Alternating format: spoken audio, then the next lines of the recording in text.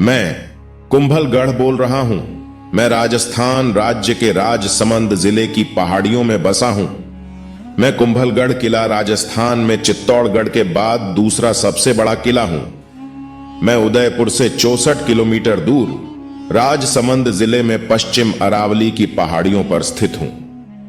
मैं पूरी तरह पहाड़ियों पर बना किला समुद्र तल से 1914 मीटर की ऊंचाई पर मौजूद हूं। मेरे पूरे किले की लंबाई 36 किलोमीटर है, जिसके कारण इसने अंतरराष्ट्रीय रिकॉर्ड भी बनाया है। आपको बता दूं, पूरे 36 किलोमीटर की परिधि में मेरा फैलाव है। मेरी दीवार 36 किलोमीटर तक फैली है, जो 21 फीट चौड़ी है, जिसके ऊपर एक साथ 10 घोड़े दौड़ सकते हैं। मेवाड़ की आंख कहे जाने वाले इस कुंभलगढ़ दुर्ग को अजय दुर्ग भी कहा जाता है, क्योंकि मुझ पर विजय प्राप्त करना कठिन है। मेरी परिधि के चारों ओर इतनी बड़ी और लंबी दीवारें बनी हैं कि विश्व में चीन की दीवार के बाद दूसरी सबसे बड़ी लंबी दीवार की उपाधि मेरे पास है। मेरे दुर्ग का निर्माण महाराणा कुंभा ने 13 मई 1459 को करवाया था। राणा कुंभा के मेवाड़ राज्य का साम्राज्य बहुत ही बड़ा था। उनके पास पूरे 84 किले थे।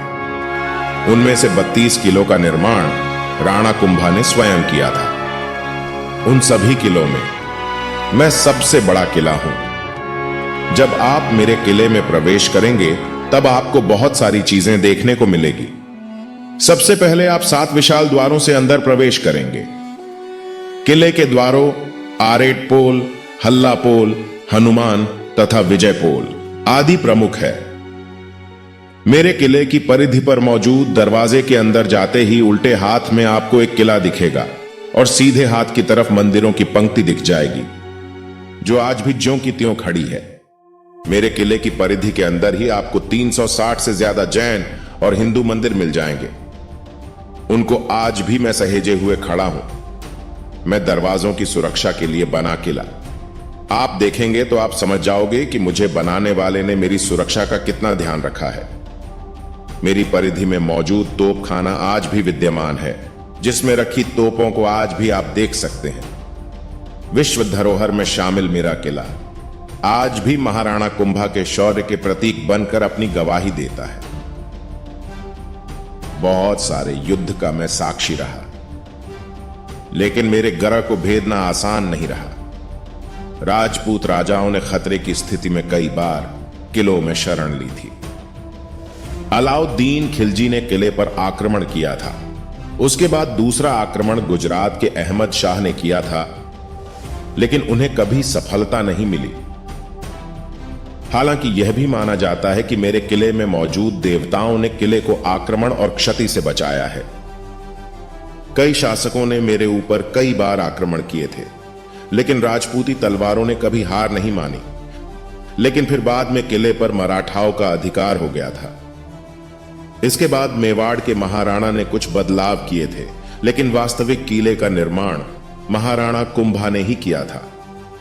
आज की दृष्टि से देखा जाए तो मेरे मुख्य किले की ऊंचाई लगभग 7 से 8 मंजिला इमारत से भी ऊंची है। इसी किले के अंदर मां पन्नाधाय ने महाराणा प्रताप जी के पिताजी उदय सिंह का पालन पोषण किया था, जिन्होंने अपने पुत्र की मौत को सहन करके मेवाड़ की लाज रखी थी। मैं खुद को गौरवान्वित महसूस करता हूं, जो राणाओं के राणा महान प्रतापी नीले घोड़े पर सवार महाराणा प्रताप के जन्म स्थान होने का अवसर मुझे प्राप्त है। यह बताते हुए मैं हर्ष से प्रफुल्लित हो रहा हूं कि मेवाड़ की शान मेरी जान मेरे महाराणा प्रताप जी ने मेरे ही परिधि के अंदर जन्म लिया था। आज भी उनके नन्हे नन्हे हाथों का स्पर्श महसूस कर सकता हूं। मेरे किले के उत्तर की तरफ का पैदल रास्ता टूटिया का होड़ा तथा पूर्व की तरफ हाथी घोड़ा की नाल में उतरने का रास्ता दानी बहा कहलाता है। मेरे किले के पश्चिम की तरफ का रास्ता हीरा बारी कहलाता है, जिसमें थोड़ी ही दूरी पर किले की तलहटी में महाराणा रायमल के कुंवर पृथ्वीराज की छतरी बनी है। मेरे परिधि में दुर्ग के मंदिर की वास्तुकला और स्थापत्य कला को देखकर आप भी उस दौर की कारीगरी के कायल हो जाएंगे। मेरे इस किले की ऊंचाई के संबंध में अबुल फजल ने लिखा है, यह दुर्ग इतनी बुलंदी पर बना है कि नीचे से ऊपर की तरफ देखने पर ही सिर से पगड़ी गिर जाती है। कर्नल जेम्स टॉड ने दुर्भेद्य की दृष्टि से चित्तौड़ के बाद दूसरा स्थान रखा है। राजस्थान पर्यटन विभाग हर साल महाराणा कुंभा की याद में 3 दिन तक विशाल महोत्सव का आयोजन कुंभलगढ़ किले में करता है। इस महोत्सव में बहुत सी प्रतियोगिताओं का भी आयोजन किया जाता है। आपको राणा कुंभा महल पर राजपूत शैली का प्रभाव साफ दिखाई पड़ता है। यहां का कमरा साधारण सा लगता है। अब ले चलता हूं आपको बादल महल की ओर। बादल महल का निर्माण महाराणा फतेह सिंह जी के द्वारा करवाया गया था। यह 2 मंजिला महल है। अब चलते हैं 7 विशाल द्वारों की ओर। कुंभलगढ़ के मुख्य किले में आप 7 बड़े द्वारों में से गुजरकर पहुंच सकते हैं। जैसे ही आप मुख्य किले की ओर बढ़ते हैं, आगे आने वाले द्वार पहले से छोटे होते जाते हैं। इन द्वारों को इस प्रकार से बनाया गया था कि एक सीमा के बाद हाथी और घोड़े अंदर प्रवेश न कर सके। जब राणा कुंभा महल को मजबूत बनाने की कोशिश में लगे थे, तब इसकी दीवारें बार बार ढह जाती थीं। तब एक साधु ने सुझाव दिया कि दुर्गा मां के सामने राजपूत का बलिदान देने से किले को मजबूत बनाने का कार्य सुरक्षित होगा।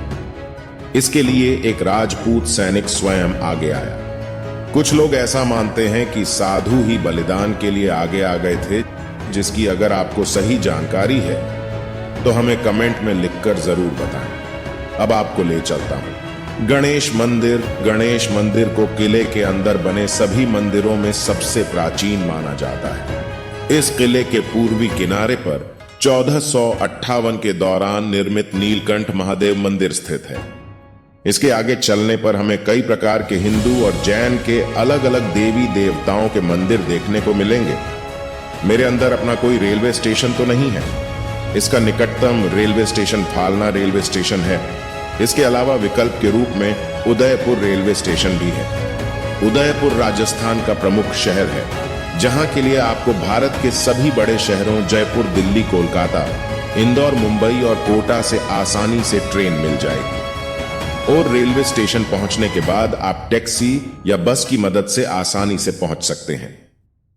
यदि आप मुझे देखने आने वाले हैं तो आपको बता दूं, कुंभलगढ़ गर्मी के दौरान गर्म और शुष्क जलवायु से भरा रहता है, इसलिए आप यहां सर्दियों में आ सकते हैं। मेरे किले में घूमने के लिए आपको भारतीयों के लिए 40 रुपए और विदेशियों के लिए 100 रुपए शुल्क देना पड़ता है। पूरे किले को देखने के लिए आपको कम से कम 2 घंटे का समय लगेगा। तो मेरे प्यारे दर्शकों, आपको मेरी गाथा कैसी लगी? कमेंट में बताएं। मैं कुंभलगढ़ आपको सादर आमंत्रित करता हूं। जय हिंद, जय भारत।